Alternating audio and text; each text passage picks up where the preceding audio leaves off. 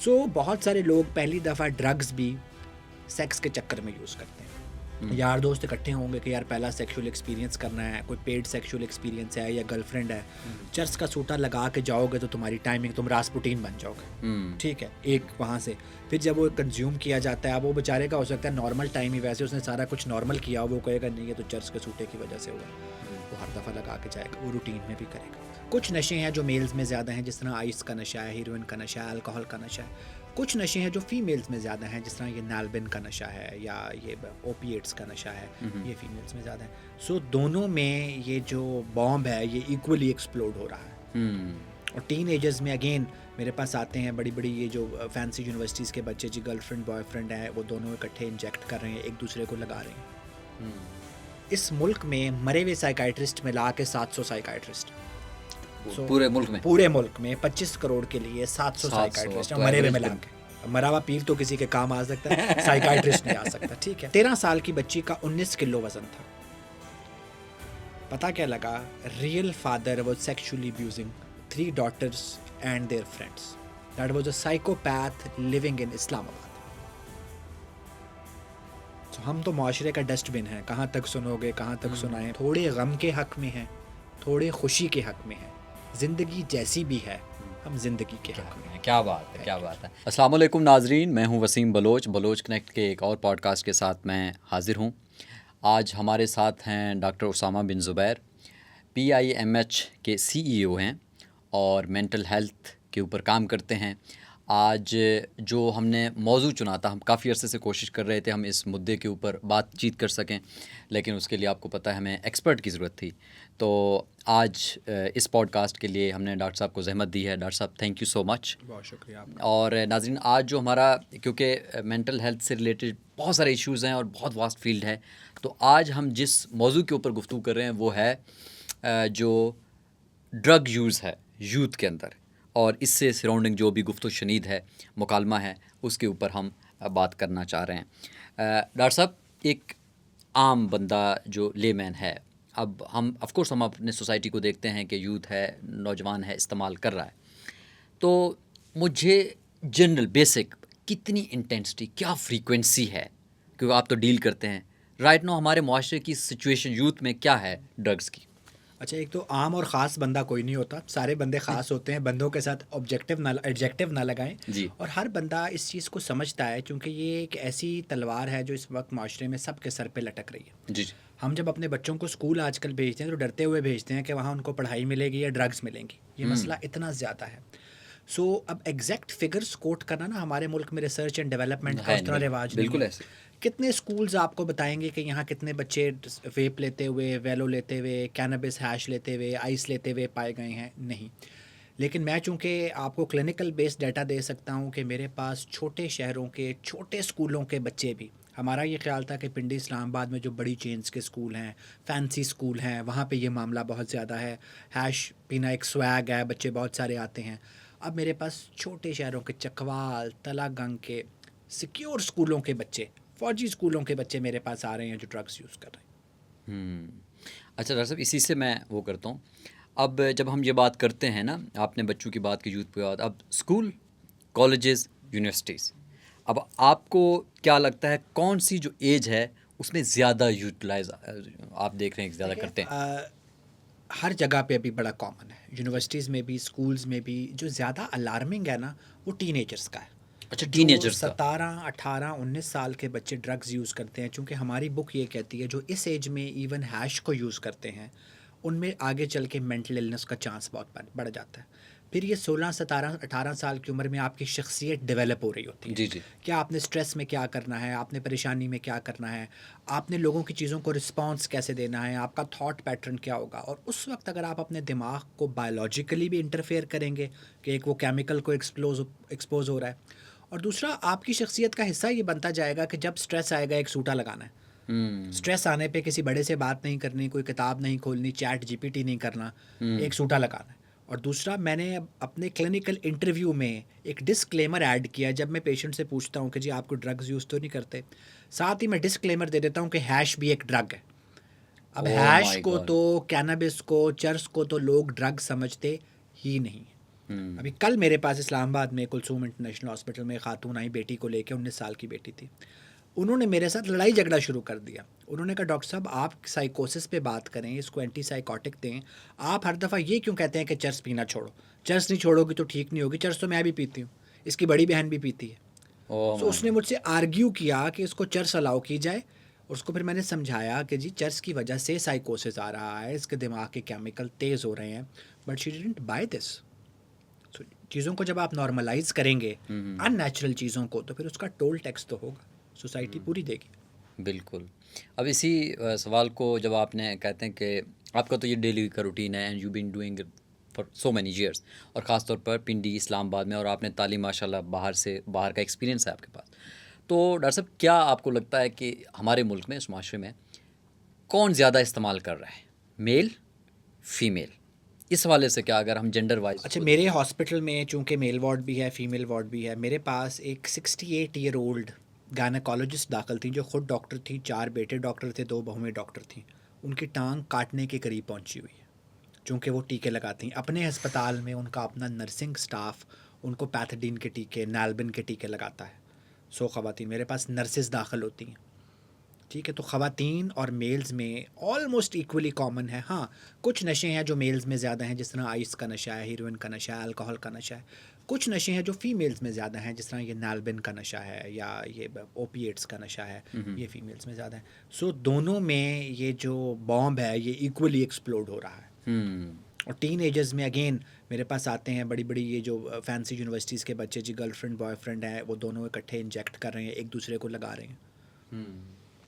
तो डॉक्टर साहब अभी जो आप बता रहे थे, तो कौन सा नशा अभी आपने कह रहे हैं कि जो सबसे ज़्यादा प्रेवलेंट हो रहा है आपके, सबसे ज़्यादा, और कोई एग्जांपल इस तरह का आपके सामने? अभी मैं आपको मिसाल ये दूं कि मैं आपको जो डाटा दूंगा ना, ठीक है, वो मेरा डाटा जनरलाइजेबल इसलिए नहीं है कि मेरे पास हॉस्पिटल का डाटा है। ठीक है, मेरे पास वो मरीज़ है, मैं एक प्राइवेट हॉस्पिटल रन करता हूँ कि जो ये ख़ास अमाउंट पे कर सकता है, ठीक जो ये ख़ास लेवल ऑफ एजुकेशन से है, जिसके पेरेंट्स उसको ला सकते हैं। तो ये तो टिप ऑफ द आइसबर्ग है। बिल्कुल ऐसे। इसके नीचे सारा क्या हो रहा है जो अस्पताल में नहीं आ रहे, वो बहुत ज़्यादा है, ठीक है। सो मेरे पास जो सबसे ज़्यादा रिपोर्ट हो रहा है और सबसे ज़्यादा कॉमन है इस वक्त, वो आइस की एडिक्शन है। ठीक है, आइस क्या है? ये मिथाइल फेनिडेट, या वो तो खैर एक प्रिस्क्राइब है, एम्फेटामीन्स की एक फॉर्म है। एम्फेटामीन्स क्या है? वो स्टिमुलेंट्स हैं। स्टिमुलेंट एक अंग्रेज़ी का लफ्ज़ है, मुझे आपको पता है, जो दिमाग को स्टिमुलेट Stimulate करेगा, करता तेज़ करेगा। सो गोरे ने ये बनाई थी पार्टी ड्रग के तौर पे कि आप हफ्ते 2 हफ्ते में 3 हफ्ते में एक दफ़ा करके डांस मांस कर लें, रिलैक्स हो जाएं। हमने क्या किया, हमने इसका रोज़ नशा शुरू कर दिया पाकिस्तानियों ने। सो एक चीज़ है जो दिमाग के तेज़ी वाले केमिकल्स को बढ़ाएगी, ओके, उसके कॉन्सिक्वेंसेस फिर हम आगे भी बात करते हैं। तो इस वक्त जो सबसे ज़्यादा अलार्मिंग है और जो मेरे पास सबसे ज़्यादा लोग दाखिल होते हैं, वो आइस एडिक्शन के। और ये डॉक्टर साहब क्या, कैसे मिलता है, मतलब किस फॉर्म में यूज़ करते हैं लोग? इसको स्मोक भी करते हैं, इनहेल भी करते हैं, स्नॉट भी करते हैं, यानी कि नाक के रास्ते ज़्यादा इनहेलेशन से यूज़ होता है, फिर सिगरेट में भी यूज़ होता है। सो वो एक क्विकेस्ट वे है ना, जो भी चीज़ आप खाते हैं वो तो पहले मुंह में जाएगी, मैदे में जाएगी, आंतों में जाएगी, फिर कहीं दिमाग तक पहुंचेगी। हाँ। सो जो चीज़ आप स्नॉट करते हैं या इनहेल करते हैं, वो सीधा का सीधा दिमाग में पहुंच जाता है और फिर दिमाग के केमिकल्स की दुनिया को तहोबाला कर देता है। सही कह रहे हैं आप। नहीं, इसमें ना एक सबसे दिलचस्प आपने जो बात की ना, टीनेजर्स की बात की। अब जब बच्चे स्कूल आप भेजते हैं, आप टीनेजर की बात करें, यूनिवर्सिटी कॉलेजेस की, और आप ऐसे नशे की बात कर रहे हैं जो रेगुलरली यूज़ कर रहे हैं, मेल फीमेल इस तरह से, तो और मुख्तलिफ फॉर्म में भी। हाउ ईजी इट इज़, कितना एक्सेसिबल, ईजी है, इतना ईजी मिलता है, इतना कोई हमारे मतलब जब बच्चे उसको लेके आ रहे हैं तो कितना कोई ईजीली हो? देखिए, मैं आपको मिसाल देता हूँ कि इंसान का कहावा ना उसके आगे आता है। मुझे याद है, मैं जब आयरलैंड के एक अस्पताल में काम करता था, तो रात को एक मेरे पास पेशेंट आया, इस तरह ड्रग यूज़ करता था। ठीक। मुझे कहता जी मुझे दाखिल करो वरना मैं ख़ुदकुशी कर लूँगा। ही वॉज इंटॉक्सिकेटेड, उसके अंदर बहुत सारी ड्रग्स थी यूरिन में। मैंने कहा भी मैं आपको दाखिल तो नहीं करूँगा, आपको बहुत ज़्यादा ड्रग्स आपने यूज़ की हुई हैं, तो मैं आपको एक टैबलेट देता हूँ डायज़ेपाम की, आप लें और सुबह अपने जीपी को दिखाएं। ठीक है। उसने वो पर्ची मेरे मुंह पे मारी, उसने कहा जी आप मुझे एक डायज़ेपाम देंगे, अस्पताल से निकलूंगा, स्ट्रीट पे एक बंदा बैठा होगा जो मुझे 100 डायज़ेपाम इकट्ठी देगा, थैंक यू वेरी मच। तो मैंने उस वक्त ये कहा, मैंने कहा यार देखो, इनके मुल्क में, हमारे मुल्क में तो हालात बड़े अच्छे हैं, ऐसे ड्रग्स नहीं मिलती। सो अब जब मैं वापस आया और मैंने यहाँ काम शुरू किया, तो यहाँ भी अब यही सीन है कि मेरे पास जब एक 16-17 साल का बच्चा है, जैसे मैंने पूछा, उसने कहा डॉक्टर साहब आप कहाँ रहते हैं, मैंने उसको बताया, उसने कहा जी मैं आपको आपके आसपास 4 जगह बता देता हूँ, तो आपको मिल जाएगी। और ये तो बड़े अभी मेरे पास एक डॉक्टर साहब दाखिल है मानसेरा के आगे एक गाँव से, ओके। वहाँ पे आइस मिल रही है। अभी कल मेरे पास एक पेशेंट आया जिसका ये दीना के पास वो जो टिल्ला जोगियाँ और वो जो छोटे छोटे वहाँ गांव है, उन्होंने कहा जी हमारा गांव बिल्कुल पहाड़ों के दरमियान में कॉर्डन ऑफ गांव है, छोटा सा गांव है, हमारा ख्याल था यहाँ नहीं है, यहाँ भी अवेलेबल है। सो ये ऐसी चीज़ है कि अब इसको आपने कैसे बचना है, यही वो है, ये कैसे ना मिले वो मैं और आप नहीं फैसला करेंगे, वो हुकूमतों ने करना। हाँ बिल्कुल। मतलब ANF के ऑफिसर्स हैं, उनके बच्चे मेरे पेशेंट हैं। लास्ट वीक एक आए, मैंने कहा आप क्या करते हैं, उन्होंने कहा जी मैं ANF में इंस्पेक्टर हूँ। मैंने कहा क्या, बेटा ड्रग्स यूज़ कर रहा है। बहरिया इनक्लेव से खातूना ही बच्चे को लेके मैंने कहा जी आप क्या करते हैं, जिस स्कूल में वो बच्चा पढ़ता है जहाँ वो ड्रग्स यूज़ करता है वो स्कूल में स्टूडेंट कोऑर्डिनेटर है। जिस स्कूल में माँ स्टूडेंट कोऑर्डिनेटर है उसी स्कूल में बच्चे को चर्च मिल रही। अब क्या ही कह सकते हैं आप, जिस तरह से अब इसी से ना एक सवाल पैदा होता है डॉक्टर साहब कि ड्रग्स कर रहे हैं बच्चे, ठीक है। अब कोई जब हम सोचते हैं, हम जनरल कोई बंदा सोचता है यार उस बंदे को डिप्रेशन होगा, दिल टूटा हुआ है, कोई स्ट्रेस है, सोशल मीडिया है, लेट्स मतलब अगर हम इसको तकसीम करना चाहें किसी एक मखसूस चीज़ को आप देंगे जो सबसे ज़्यादा प्रेवलेंट हो, आपको लगेगा कि लोग आते हैं, रीजंस क्या होते हैं? देखिए आपने दिल टूटने की बात की तो मैं अक्सर बच्चों को वो गालिब की एक बात बताता हूँ कि गालिब ने कहा था हम जिस पे मरते हैं उसको मार के रख देते हैं। तो आप अगर किसी पे मरे हैं और उसने आपका दिल तोड़ा है तो आप खुद को ही मारेंगे तो कोई फ़ायदा नहीं। सो अब है ना, एक सबसे कॉमन चीज़ के बजाय हम डिवाइड देखें, एक तो ये जेनेटिक है। गोरे ने रिसर्च की कि उसने जो ड्रग एडिक्शन के पेशेंट्स हैं उनके बच्चे अडॉप्ट किए उन लोगों ने जो बिल्कुल ड्रग्स नहीं यूज़ करते थे, ठीक है। उसमें से भी अडॉप्शन स्टडीज़ कहते हैं इनको, उसमें से भी बहुत सारे बच्चे बड़े होके एडिक्शन की तरफ गए। ठीक है। सारी नफ्सियाती बीमारियां इंक्लूडिंग एडिक्शन की जेनेटिक प्रीडिस्पोजिशन है। हाँ जी बिल्कुल है। लोग समझते हैं नफ्सियाती बीमारियां माहौल की वजह से होती हैं, ऐसा नहीं है, इनकी बहुत स्ट्रॉन्ग जेनेटिक प्रीडिस्पोजिशन है। ठीक है। सबसे पहले जीन, फिर आती है इन्वायरमेंट। ओके। अगर आप खुद सिगरेट पी रहे हैं, चर्स पी रहे हैं, आइस पी रहे हैं तो आपका बच्चा वो देख के ग्रो हुआ है, उसके दिमाग में ये चीज़ मौजूद है। ठीक। फिर इनिशियली ये चीज़ पुअर स्ट्रेस कोपिंग के तौर पे आती है, पेरेंट्स का प्रेशर है, टीचर्स का प्रेशर है, सोसाइटी का प्रेशर है, बच्चा परफॉर्म नहीं कर पा रहा, आपने स्टैंडर्ड्स भी तो इतने ज़्यादा रखे हुए हैं ना, बिल्कुल ऐसे। फिर उसके पास इजी होता है कि उन स्टैंडर्ड्स पे पूरा उतरने के बजाय एक छोटा सा रिलीफ लिया जाए, एक सूटा सिगरेट का लगाया जाए, और इनिशियली वो उसको रिलीफ भी देता है। शॉर्ट टर्म कोपिंग है, लॉन्ग टर्म नुकसान है। फिर अभी जो जनरेशन गैप आ रहा है ना, आप मुझसे कुछ छोटे होंगे उम्र में, आपकी बात मुझे समझ नहीं आएगी, आपके पास ऐसे गैजेट्स होंगे कि आप मुझे हैरान परेशान कर देंगे और मुझे लगेगा कि आप तो मैं आपसे बहुत पीछे हूँ। तो पेरेंट्स और बच्चों में अब जो जनरेशन गैप आ रहा है, इस फ्रिक्शन की वजह से बच्चे बहुत स्ट्रेस में जा रहे हैं। अच्छा। पेरेंट्स का एक और सेट ऑफ, अब मेरे पास बैरिया टाउन से बहुत सारी फैमिलीज आएंगी जो 6 साल के बच्चे को कनाडा ले गए, 10 साल वहाँ काम किया, कनाडा में घर बनाए, बच्चे बड़े हो गए, उनको ख्याल आया जी यहाँ तो बच्चे ख़राब हो रहे हैं, पाकिस्तान वापस ले आए, वहाँ घर किराए पे दिए, डॉलर आ रहे हैं, यहाँ काम शुरू किया, चौथे दिन बच्चों को मेरे पास ले आए, जी हमारा बच्चा नमाज़ नहीं पढ़ता।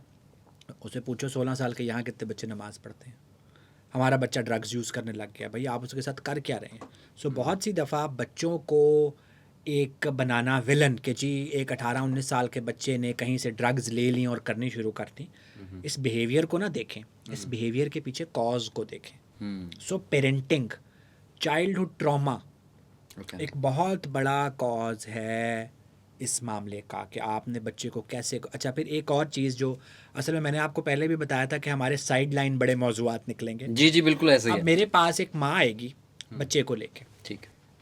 17 साल के बच्चे को वो 20 मिनट में मेरे सामने कहेगी कि जी मैंने तो 18 साल पहले इसके बाप से तलाक लेनी थी, 17 साल इसकी वजह से मैं बाप के साथ रही हूँ और जलील होती रही हूँ। और वो दिन में 6 दफ़ा भी जब उसको ये बताती होगी तो उस बच्चे की इमोशनल हेल्थ का क्या। सो अगर आपकी शादी अच्छी नहीं चल रही तो बच्चों की खातिर इकट्ठे रहना है तो शादी अच्छी करके रहें, नहीं तो गुड नोट पे सेपरेट हो जाएं।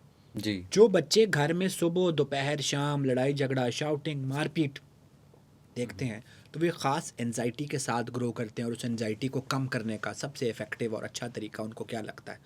ड्रग्स। चर्च का एक सूटा उनको। फिर आप लोग चीज़ों को नॉर्मलाइज, जिस तरह माउंटेन ड्यू का इश्तिहार आता है, अभी मैं आजकल वो पढ़ रहा हूँ, योवल नू हरारी की होमो ड्यूस, सबसे अच्छी उनकी किताब वैसे सेपियंस है, उसके सेपियंस बाद है, बिल्कुल। कोई उतनी अच्छी किताब नहीं, लेकिन उसमें पहले सफ़े में, दूसरे सफ़े में उन्होंने लिखा हुआ है कोई इतने बंदे टेररिज्म से नहीं मरे, मैं ऐड कर देता हूँ इतने बंदे ड्रग से भी नहीं मरे होंगे जितने कोका कोला से मर रहे हैं, जितने BMI से मर रहे हैं, ठीक है। सो इसलिए आपको ये देखना पड़ेगा कि चीज़ों को आप नॉर्मलाइज, जब आप, मैं एम्स्टरडेम गया, एम्स्टरडेम में सिवाय कैनबिस और सेक्स के आपको मेन सिटी सेंटर में तो कुछ नहीं मिलता, म्यूज़ियम भी कैनबिस के हैं, म्यूज़ियम भी सेक्स के हैं, ठीक है। तो जब आप चीज़ों को नॉर्मलाइज करेंगे, हम किताब पढ़ने को नॉर्मलाइज नहीं करेंगे, हम हाइकिंग को नॉर्मलाइज नहीं करेंगे, म्यूज़िक को नॉर्मलाइज नहीं करेंगे, कैनबिस को करेंगे। फिर जब ये गेट खोल देंगे और कोई इस गेट में दाखिल हो जाएगा, फिर आप आइस, चर्स, हेरोइन, नालबेन, फिर तो गेम आपकी है, एक मतलब दूसरी तरफ ही निकल जाते हैं। अब डॉक्टर साहब, आपने कहा कि बाहर का एक्सपीरियंस है और आपने एजुकेशन और किताबें वगैरह आप बिल्कुल पढ़ते हैं उस तरह से। अब हम देखते हैं एक सर्ज है, आप कह रहे हैं कि बहुत ज़्यादा ड्रग्स यूज़ करते हैं। डॉक्टर साहब, कंपेयर करें इसको पास्ट के साथ, कुछ सालों पीछे 90s की बात करते हैं, ठीक है। क्या पहले नहीं होता था, या होता था कि या सोशल मीडिया की वजह से या मीडिया की वजह से अभी हमें ज़्यादा पता चला है कि ये कितने हद तक हमारे माशरे में है? अच्छा, आप कुछ सवालात ऐसे पूछ रहे हैं जिनके इतने पहलू हैं, तो मैं हर पहलू से, एक तो था लेकिन कम था, ठीक है, ओके। आबादी भी कम थी, लोग भी कम थे, ठीक है। लेकिन वैसे भी कम था लोगों के पास ऑल्टरनेट। देखें, आपने अगर सेपियंस पढ़ी है ना, तो human beings are all about connections. जी। अभी हो सकता है इस पे हमारी बैशिंग भी शुरू हो जाए। मैंने पॉडकास्ट किया अपने चैनल पे ज़हरा आपा के साथ, ज़हरा निगाह, जी, जी, जो जी। अनवर मकसूद की बहन है। सो उनके साथ हमारी यही बात, मैंने उन्हें कहा ज़हरा आपा, मैं, शी इज़ 90, जी, जी। और अभी भी मैं कराची उनके घर जाऊँ ना, तो वो मुझे गेट तक छोड़ने आती हैं। तो मैंने उनसे पूछा, मैंने कहा ज़हरा आपा, ये आपके महाजिर होने की वजह से है कि आप वहाँ से ये उर्दू स्पीकिंग लोग सीख के आए हैं? उन्होंने कहा उसामा, ये तरबियत की बात है, और तरबियत एक माँ या एक बाप नहीं करती, it takes a village to raise a child. So जो जॉइंट फैमिली सिस्टम था, जी, जी। जो कनेक्शंस थे, उनके बहुत सारे फ़ायदे थे। मुझे अच्छी तरह याद है, when I was a kid, वालिद साहब काम पे होते थे, वालदा घर के काम है, छोटे बहन भाइयों में बिजी हैं, मेरी नानी वाज माय बिगेस्ट कनेक्शन। मैं हर जगह नानी के साथ जाता था, मैं बाहर गली में खेलता था, नानी मेरी निगरानी भी करती थी कि वो खड़ी होंगी तो मैं खेलूँगा। सो वो ना होती तो मेरे बहुत सारे कनेक्शंस कट जाते। सो अभी जो रैपिड अर्बनाइजेशन हुई है ना, कि एक वन फाइन मॉर्निंग आप गांव से उठ के शहर में आ गए, शहर वाले शहर से उठ के दुबई पहुंच गए, दुबई वाले यूरोप पहुंच गए, यूरोप वाले अमेरिका पहुंच गए, तो उसका टोल टैक्स भी आएगा। फिर दोनों पेरेंट्स वर्किंग हैं। मैं ख़वातीन के काम करने के बहुत हक़ में हूँ, मैं सारी हाउस वाइफ्स को कहता हूँ काम करें, लेकिन फिर जॉइंट फैमिली सिस्टम में रहें। फिर आप वो धोखा देने के लिए 2 कैमरे लगाएंगे, एक चलता होगा कि जी मेड उनका ख्याल रखेगी। सो एक मेड आपके बच्चे को क्या देगी? अब मैं ये नहीं कहता कि जॉइंट फैमिली सिस्टम एक आइडियल सिस्टम है, I don't go for that, लेकिन वो जो बेचैनियाँ कम करने के तरीके हैं ना, सो अगर हम एक लाइन में बात करें, आपने कहा वसीम आप किताबें पढ़ते हैं, तो हम तो फ्रॉइड को बहुत मानते हैं, ठीक है। सो फ्रॉइड के बकौल तो आज जो मैं और आप भी यहाँ बैठे हैं, ये अपनी बेचैनी कम करने का एक तरीका है, ठीक है, लेकिन शायद वो एक और दुनिया में चले जाएंगे अब शायद ये एक ऐसा तरीका है जो मैं और आप अपनी बेचैनी कम करें, शायद सुन के किसी को फ़ायदा हो जाए। जी। सो मैं और यहाँ E11 तो और बड़े कामों के लिए मशहूर है जी। सो मैं और आप यहाँ E11 में आपके स्टूडियो में बैठ के आप मुझे कहते हैं डॉक्टर साहब आएँ, बैठ के आइस की पार्टी करते हैं, बिल्कुल, तो हम वो भी कर सकते थे। आपने यहाँ बैठा लिया आइस के खिलाफ बात करने को। सो ये जो बच्चों की कोपिंग स्ट्रेटजीज डेवलप करना है ना, ये वन फाइन मॉर्निंग नहीं होता। सो इसके लिए बहुत सा टाइम, एनर्जी और लोग चाहिए। तो इससे मैं आपकी इसी बात को अगर हम आप जो आपने कहा कि हम एक सवाल को लेंगे तो हर तरफ हम निकल जाएंगे, तो मैं जनरल फिर दोबारा आता हूँ उसी चीज़ के ऊपर कि आपने कहा, आपने कहीं ना कहीं मेरे उस क्वेश्चन को स्किप किया कि क्या रीज़न है मैन। जेनेटिक नंबर करते हैं, नंबर 1 जेनेटिक, ठीक, नंबर 2 इन्वायरमेंट। इन्वायरमेंट में पेरेंटिंग, पेरेंट्स का रोल, पेरेंट्स ड्रग तो नहीं यूज़ करते, पेरेंट्स की कोपिंग स्ट्रेटजीज क्या है, पेरेंट्स ठीक है। बच्चों को मारपीट तो नहीं करते, ठीक है। प्रेजेंस ऑफ सिग्निफिकेंट अदर्स, ठीक कि है। दोनों पेरेंट्स काम करते हैं तो बच्चे को आया पाल रही है, नानी पाल रही है, दादी पाल रही है, चाइल्डहुड ट्रॉमास क्या है। ठीक है। फिर बच्चे पे तवज्जो देने की, पाकिस्तानी उसका वर्ड कंट्रोल इस्तेमाल करते हैं, मैं नहीं करता, सो आपके या आपके बाकी लोगों के अल्फाज में कंट्रोल करने की और मेरे अल्फाज में तवज्जो देने की उम्र होती है पहले 10-12 साल। ठीक है। उसमें आपने इन्वेस्ट नहीं किया तो 12 साल बाद आपने कंट्रोल किया। फिर अवेलेबिलिटी, वो मेरा आपका काम नहीं है, वो हम डिस्कस नहीं कर सकते। ठीक। चौथा, ओपननेस टू एक्सपीरियंस के लिए मौके ना होना। मुझे और आपको किक चाहिए, ठीक है, माउंटेनरिंग नहीं है, म्यूज़िक नहीं है, डांस नहीं है, स्विमिंग नहीं है, स्पोर्ट्स नहीं है, ग्राउंड्स नहीं है, तो फिर किक का आसान तरीका यही है कि एक सूटा लगा लिया। सो आप जो मेरे से एक या दो चीज़ें पूछना चाह रहे हैं, ये इतना सिंपल मामला है नहीं, ये मामला बहुत कॉम्प्लेक्स है और हर जगह पे इसकी देखें, एक बच्चे के मुस्तकबिल और उसकी डेस्टिनी की बुनियाद पहले लोग कहते थे पैदाइश के बाद रखी जाती है, फिर कहते हैं कि प्रेगनेंसी में रखी जाती है। मैं ये कहता हूँ कि जब दो लोग मिले और उन्होंने इकट्ठे रहने का फ़ैसला किया, उसी वक्त रखी गई। कि अगर एक बंदा जो खुद आइस पीता है, दूसरी खातून जो नेलविन लगाती है, उन्होंने इकट्ठे रह के बच्चा पैदा करने का फ़ैसला किया, तो वहीं कहानी तो गई। सो ये इसको इतना सिंपल 2 + 2 4 नहीं होता मेंटल हेल्थ में, कभी 4.5 हो जाता है, कभी 3.5 रह जाता है। ठीक है। तो इसी से डॉक्टर साहब हम एक सवाल, अगर आपने कहा ना मुआशरे के ऊपर, पेरेंट्स के ऊपर बहुत जिम्मेदारी है कि वो बच्चों का ख्याल रखें, ठीक है, एज ए पेरेंट के तौर पर या दोस्त के तौर पर या मुआशरे के किसी रिस्पॉन्सिबल बंदे के तौर पर, एक बच्चा है या एक नौजवान है ड्रग यूज़ करता है और दूसरों को पता नहीं है या फैमिली को पता नहीं है, कौन सी वो आइडेंटिफिकेशन होती है, क्या कहाँ से एक इंसान को लगता है कि यार ये आदमी ड्रग्स यूज़ कर रहा है, what are the science? Excellent. देखिए, ये अब आपने सवाल किया है जिसका 2 + 2 4 जवाब दिया जा सकता है। सबसे पहले तो ये mental health is all about behaviours. ठीक है। ठीक है, उसके बिहेवियर्स में क्या चेंजेस आई हैं, उसने अकेले रहना शुरू कर दिया। ठीक है। सबसे पहले चले फिजिकल, उसकी आंखें आपको ज़्यादा लाल नज़र आ रही हैं, वो या बहुत थका थका रहता है या बहुत हाइपर एक्टिव हो गया। ठीक है। एकदम उसने या बहुत ज़्यादा बातें शुरू कर दी हैं या बिल्कुल चुप हो गया। ठीक है। बार बार डॉक्टर के विजिट्स हो रहे हैं, कभी बुखार हो रहा है, कभी नज़ला हो रहा है, कभी ज़ुकाम हो रहा है। ओके। आपको उसकी बॉडी पे अजीब तरह के मार्क्स नज़र आने शुरू हो गए हैं। उसने गर्मियों में भी फुल स्लीव शर्टें कभी नहीं पहनी थी, अब ख़रीदनी शुरू कर दी। अच्छा। कमरे से बाहर पहले 3 टाइम खाना आपके साथ खाता था, अब 3 टाइम खाना कमरे में खाता है। पहले सिर्फ रात को सोता था, अब दिन में भी सोया रहता है या रात को भी नहीं सोता है। छोटी छोटी बातों पे उसने चीज़ें तोड़ना शुरू कर दी हैं, चीखना चिल्लाना शुरू कर दिया है।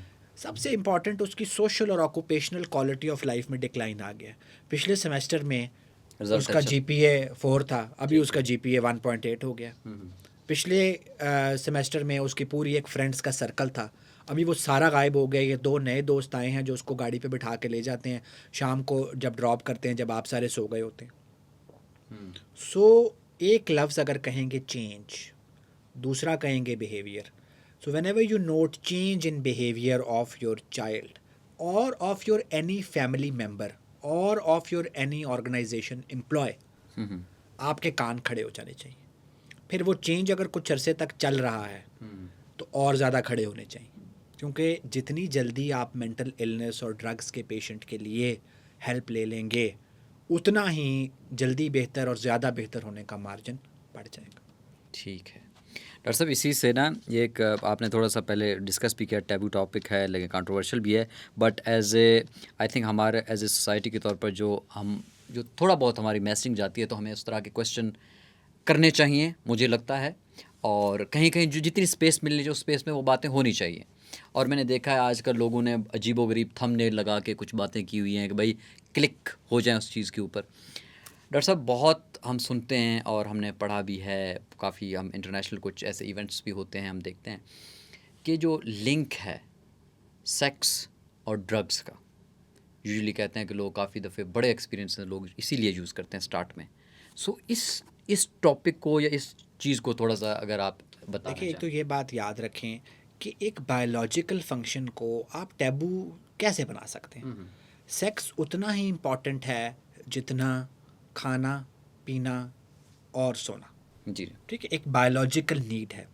चूंकि इसको टैबू बनाया हुआ है तो फिर लोग सफ़र करते हैं जब इसके बारे में बात नहीं होती। फिर जब मैं बात नहीं करूँगा जो इस चीज़ में ट्रेंड हूँ और प्रोफेशनल हूँ, तो एग्जैक्टली फिर वो सारे बात करके गैप फिल करेंगे जो ट्रेंड और प्रोफेशनल नहीं नहीं है। है जो यूट्यूब पे थंबनेल बड़े हुए होंगे अजीबोगरीब मैं किस्म अक्सर मिसाल देता हूँ, मैं जब ग्रीस गया तो मैंने स्पेशल अपने एक करीबी दोस्त को फ़ोन किया। मैंने कहा यार सारे यूनानी हकीम पाकिस्तान चले गए हैं, यहाँ किसी दीवार पे नहीं लिखा नहीं हुआ लिखा कि मर्दाना कमज़ोरी का इलाज जो है वो यूनान में नहीं है, तो ये सारे उधर ही माइग्रेट करें क्योंकि एग्जैक्टली उनको पता है कि यहाँ पे ये चीज़ बाय की जाती है। जी सो ये याद रखें कि ये एक नॉर्मल बायोलॉजिकल नीड है। ठीक है जिस तरह कभी आप खाना ज़्यादा खाते हैं, कम खाते हैं, कभी गोश्त पसंद है, सब्ज़ी पसंद है, तो इसमें भी नॉर्मल वेरिएशन होती है। ठीक उस नॉर्मल वेरिएशन से कई लोग एकदम परेशान हो जाते हैं कि ये टैबू है। 2 दिन भूख नहीं लगी उससे परेशान नहीं होंगे, महीने में 2 दिन नींद नहीं ठीक आई उससे परेशान नहीं होंगे, लेकिन एक फेल्ड सेक्सुअल कोई इंटरकोर्स है या इस तरह की चीज़ है। सो बहुत सारे लोग पहली दफ़ा ड्रग्स भी सेक्स के चक्कर में यूज़ करते हैं।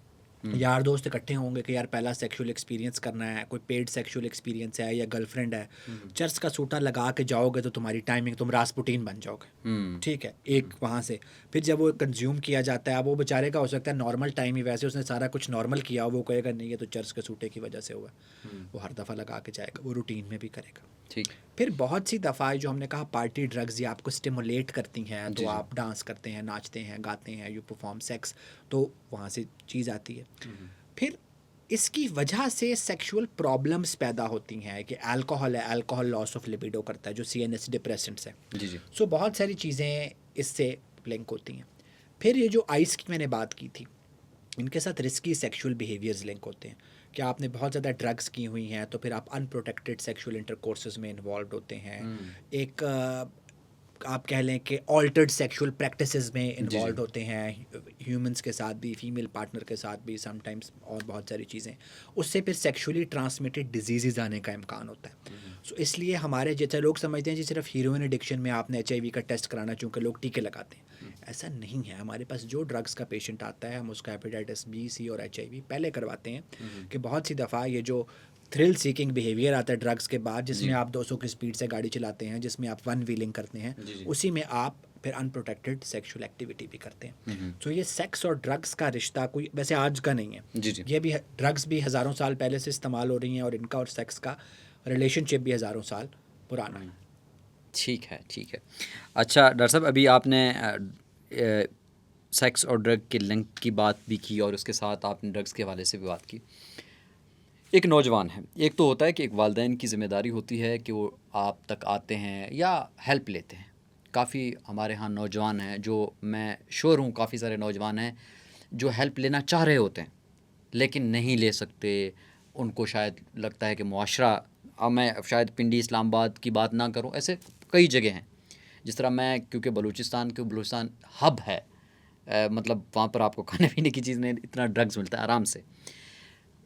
कैसे रीच आउट किया जाए, कैसा, कितना हमारे लिए, ऑफ कोर्स आप खुद चला रहे हैं, इस मुल्क में कितना एक इजी है रीच आउट करना हेल्प के लिए? अच्छा, अगेन इसके बड़े मल्टीपल आंसर्स हैं और हर ग्रुप ऑफ पॉपुलेशन के लिए। आपने कहा बलूचिस्तान से, आपका चैनल भी वहाँ देखा जाता है। बलूचिस्तान मेरे दिल के बड़ा करीब है सूबा, जी और बड़ी ज़बरदस्त जगह है और बड़ी खूबसूरत। गवादर जैसा बीच मैंने ग्रीस में भी नहीं देखा जी और मैंने अपनी ज़िंदगी के कुछ 4-5 बेहतरीन दिन गवादर में गुजारे हुए हैं। आई रियली अप्रिशिएट, और मुझे बड़ा दुख हुआ ये सुन के कि वहाँ पे भी ये चीज़ें उसी तरह हैं।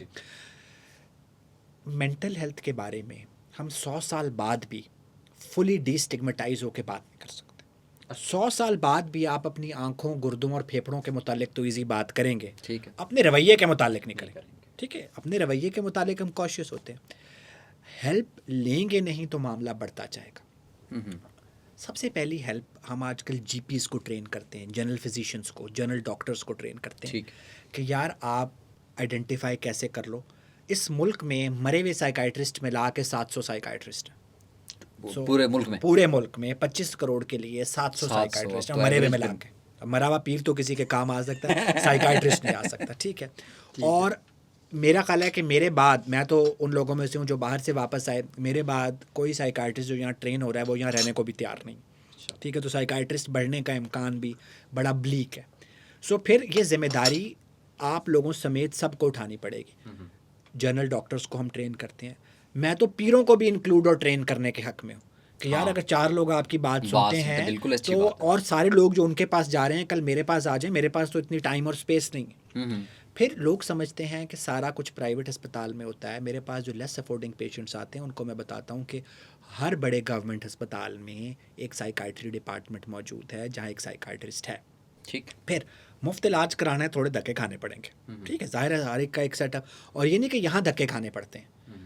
बाहर आयरलैंड में मेरी वेटिंग लिस्ट 6 महीने थी, और यहाँ किसी को कह दो कि जी 6 दिन बाद आए, मेरा पीए उसको कह दे तो वो 6 लोगों से तो मुझे फ़ोन करवा देता है, डॉक्टर साहब देख लेना, बस देख लें भाई, वो उसने मुझे देखना है तो आके देख ले, अगर मैंने उसको देखना है तो कोई आधा एक घंटा लगेगा, जिसके लिए एक टाइम चाहिए। बिल्कुल। सो आपको प्राइवेट फैसिलिटी भी अगर अच्छी है, थोड़ा इंतज़ार भी करना पड़ेगा, तो गवर्नमेंट फैसिलिटी में तो फिर धक्के हैं। सो गवर्नमेंट के हर अस्पताल में, बड़े टीचिंग हॉस्पिटल में, बलूचिस्तान में भी, तुर्बत में भी साइकाइट्रिस्ट है और बहुत अच्छा साइकाइट्रिस्ट है।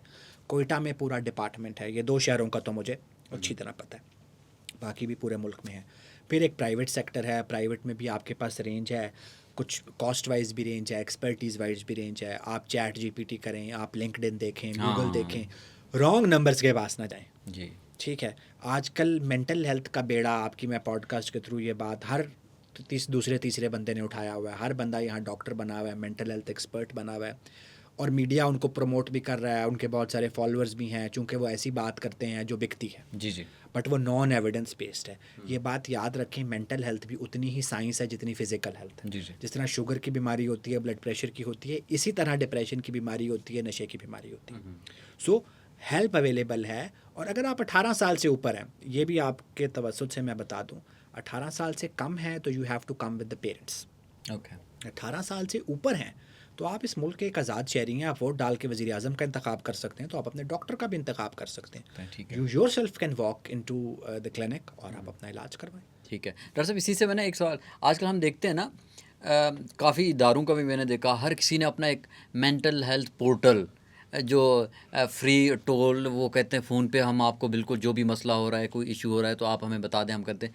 इसका क्या, इसकी कोई रिलायब, इनका क्या होता है? देखिए, 2 मैं अगेन बात करूंगा, ये 2 पहलू से। एक तो ये जो आपने टेली पोर्टल्स और वो बताए, मैं फिर कहूँगा कि इनके बारे में चैट जीपीटी भी करें, गूगल भी करें। ठीक है। फिर क्रेडिबिलिटी देखें, ठीक है, कि यार वो बंदा वाकई साइकाइट्रिस्ट है, साइकोलॉजिस्ट है, डॉक्टर है। दूसरा एक और चीज़ कि यहाँ पिंडी इस्लामाबाद में भी ये PWD, बनी गाला, हर गली में एक ड्रग रिहैब सेंटर खोला, बिल्कुल है, जहाँ लोगों को मारते भी हैं, जहाँ लोगों को सुन करने के टीके भी लगा देते हैं।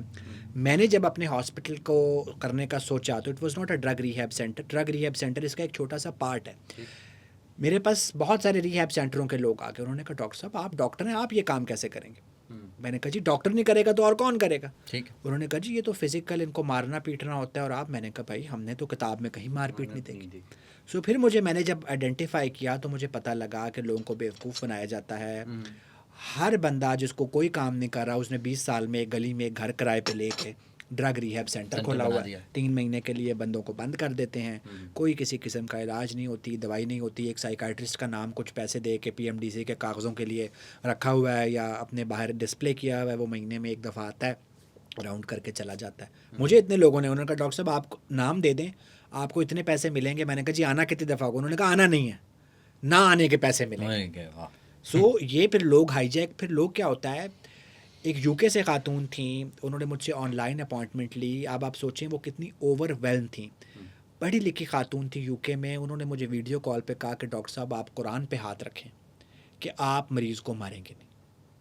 मैंने कहा जी आपको किसने कहा है? उन्होंने कहा जी पहले मैंने एक जगह दाखिल कराया था, वो सुबह शाम मारते थे। सो लोग फिर एक नंबर लोगों से भी, क्वालिफाइड लोगों से भी मुतनफ़र हो जाते हैं। वो कहते हैं जी इलाज कराने से बेहतर है ना ही कराओ।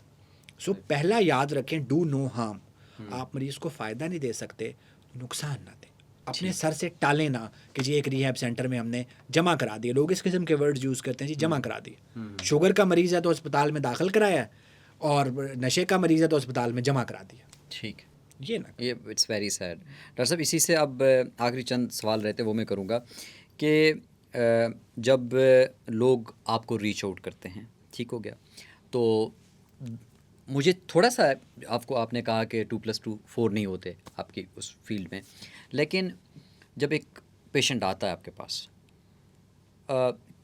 किसका आपको पता है कि यहाँ रिहेबिलिटेशन मतलब जिसको वापस नॉर्मल लाइफ में लेके जाए, कितना एक मार्जिन होता है? मतलब एक हो सकता है कि एक बंदा कल यूज़ कर रहा हो, एक हफ्ते में पता लग गया आप आ गए, ठीक है, और एक सालों से यूज़ कर रहा हो, वहाँ पर कहाँ डिफरेंशिएट होता है कि यार ये वापस नॉर्मल लाइफ में जा सकते हैं, या किसी के ऊपर ज़्यादा मेहनत करनी पड़े, कितना कोई टाइम लगता है?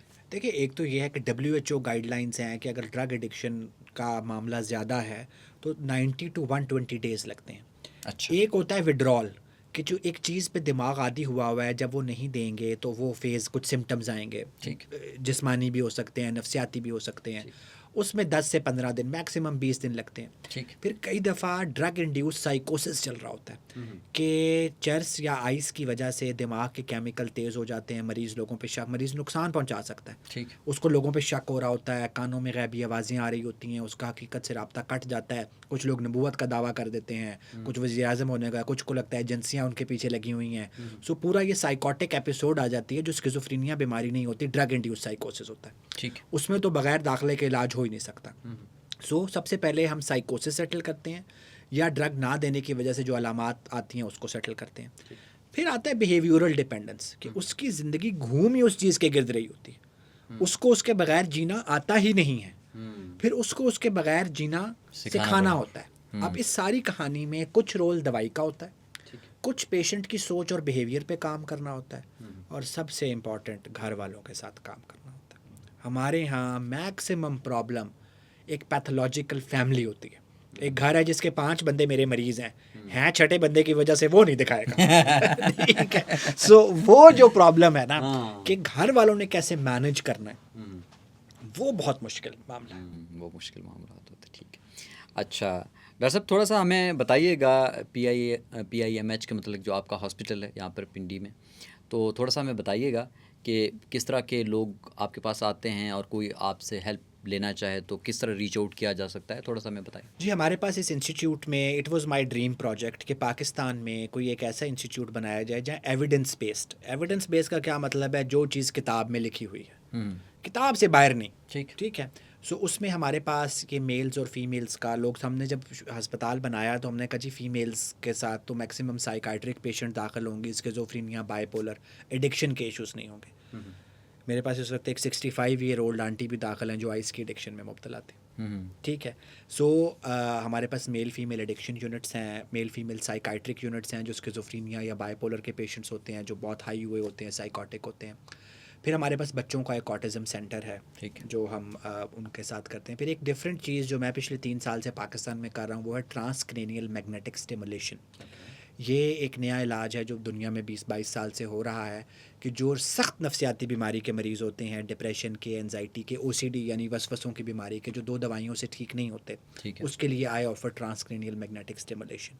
फिर हमारे पास पूरी साइकोलॉजिकल सर्विसेज है, मैं खुद ट्रेंड साइकोथेरेपिस्ट भी हूँ। ठीक है डॉक्टर, सॉरी ऑफ कोर्स ये टेक्निकल है, वो क्या है थोड़ा सा एक्सप्लेन करिए। आ रहा हूँ उस पर। डायलेक्टल बिहेवियरल थेरेपी क्या होती है, जो ख़ास तौर पे ये ड्रग्स में मुब्तला नौजवान होते हैं जो जज्बाती तौर पे अनस्टेबल होते हैं, इसको हम कहते हैं emotionally unstable personality disorder, EUPD, जो जिनकी ज़िंदगी में एंड नहीं होता, इधर और होता है, या ये होगा या ये होगा, वरना ये कर देंगे। छोटी छोटी बात पे वो कलाइयाँ काट लेते हैं, गोलियाँ खा लेते हैं, ड्रग्स यूज़ करते हैं। सो उसके लिए I am trend in a therapy जिसे कहते हैं डायलेक्टल बिहेवियरल थेरेपी, कि जो आप कहते हैं ना 2+2 4, 2+2 4 ज़िंदगी में भी नहीं होता। 3.5 और 4.5 के दरमियान जो ज़िंदगी गुजारना है ना, ये हम लोगों को सिखाने की कोशिश करते हैं। ठीक। सो वो मैं भी ऑफ़र करता हूँ, हमारे पास साइकोलॉजिस्ट भी हैं। तो एक कॉम्प्रिहेंसिव मेंटल हेल्थ सर्विसेज में अक्सर मरीज़ों को बताता हूँ कि आप अमेरिका भी चले जाएं तो यही कुछ होगा। मेंटल हेल्थ में हमारे पास अमेरिका, इंग्लैंड में, बल्कि हम उससे बेहतर इलाज करते हैं। मेरे पास मैक्सिमम पेशेंट्स, वैसे यूरोप में ऑटिज़म की वेटिंग लिस्ट 2 साल हो गई। आज आपका बच्चा रेफ़र होगा तो 2 साल बाद उसका नंबर आएगा। TMS की वेटिंग लिस्ट, जहाँ ट्रस्ट अव्वल तो ट्रस्ट कवर ही नहीं करता, जहाँ कवर करता है वहाँ 1 साल है। रिहैबिलिटेशन, ड्रग रिहैबिलिटेशन की गवर्नमेंट की सरकारी वेटिंग लिस्ट UK में 3 साल तक पहुँच चुकी है। तो वो सारे लोग, तो हम मेंटल हेल्थ सर्विसेज पाकिस्तान में बाहर से बहुत बेहतर प्रोवाइड, खाली मैं नहीं, जितने भी लोग एविडेंस बेस्ड काम करते हैं। सिर्फ प्रॉब्लम यह है, मैं अक्सर पेशेंट्स को कहता हूँ शिफा मिलती है अगर आप बिलीवर हैं तो अल्लाह पे ईमान और डॉक्टर पे यकीन से। और दूसरी सबसे अहम बात जो आपके तवज्जुह से मैं पैगाम, बिल्कुल ठीक कोई भी नहीं होता। मैं अक्सर पेशेंट्स को कहता हूँ बिल्कुल ठीक मैं भी नहीं हूँ, आपके घर वाले भी नहीं, ठीक है। हाँ, हमने चीज़ें बेहतर करनी हैं कि आप क्वालिटी ऑफ लाइफ के टिक पूरे करें। फिर कभी कभी मैं भी उदास परेशान होता हूँ, कभी कभी मैं भी गुस्सा करता हूँ, कभी कभी मुझे भी खौफ महसूस होता है, कभी कभी मेरी भी नींद अच्छी नहीं होती। सो चीज़ों को इतना हार्ड एंड फास्ट, वही बात 2 + 2 4 ना करें। हाँ करें, ठीक है। अच्छा डॉक्टर साहब, सेकंड लास्ट क्वेश्चन मैं अभी आपसे करूँगा कि आप काफ़ी अरसे से ऐसे मरीज़ों को देख रहे हैं और आपके पास बहुत डिफरेंट लोग आए होंगे, आपके पास बच्चे भी आएंगे, नौजवान भी, बुज़ुर्ग भी। कुछ ऐसे एग्जांपल जो मरीज़ों के आप हमारे साथ शेयर करें, जो जो आपने, आपका पर्सपेक्टिव आपने सोचा ही नहीं था कि ये ऐसा भी हो जाता है। खौफनाक दूँ, प्लेजेंट दूँ, क्या करूँ? और दोनों दे दें।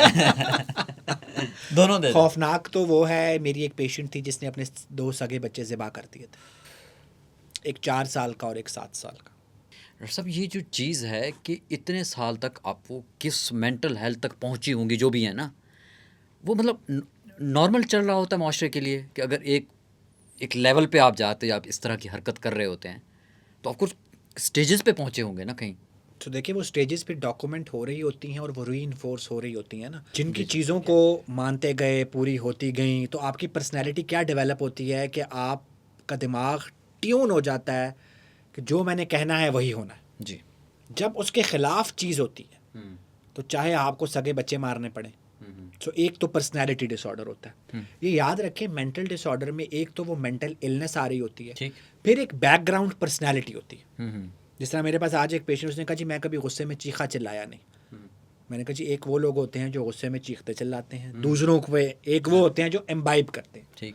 सो गुस्सा नुकसान ज़रूर पहुंचाएगा। अब आपकी पर्सनैलिटी ऐसी है तो लोगों को पहुंचाएगा, ऐसी है तो आपको पहुंचाएगा। So it's always mental illness and personality. फिर मेरे पास एक और खातून आई, बच्ची 13 साल की बच्ची का 19 किलो वज़न था। पता क्या लगा, real father was sexually abusing 3 daughters and their friends. That was a psychopath living in Islamabad.